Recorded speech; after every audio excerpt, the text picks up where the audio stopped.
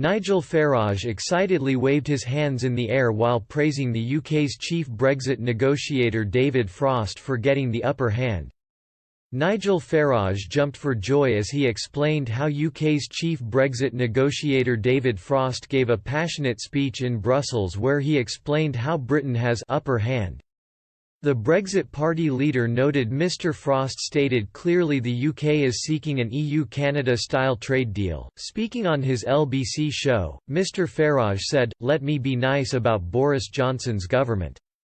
Last night, there was a remarkable speech in Brussels by David Frost. The UK chief Brexit negotiator. Now, I have to be cautious here.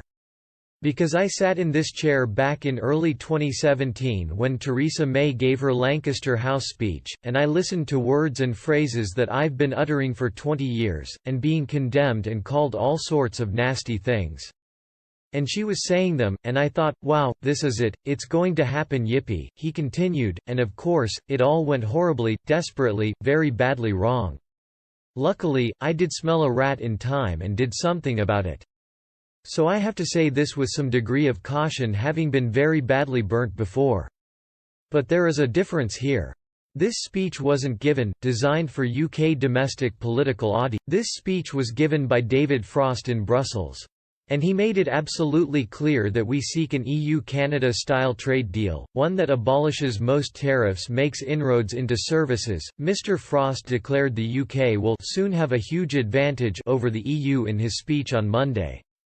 When the transition period ends on December 31, 2020, the UK will no longer have to adhere to EU regulations or pay into the budget. But Mr Farage went on to warn, and yet sure there'll be some degree of trade friction, but made it clear.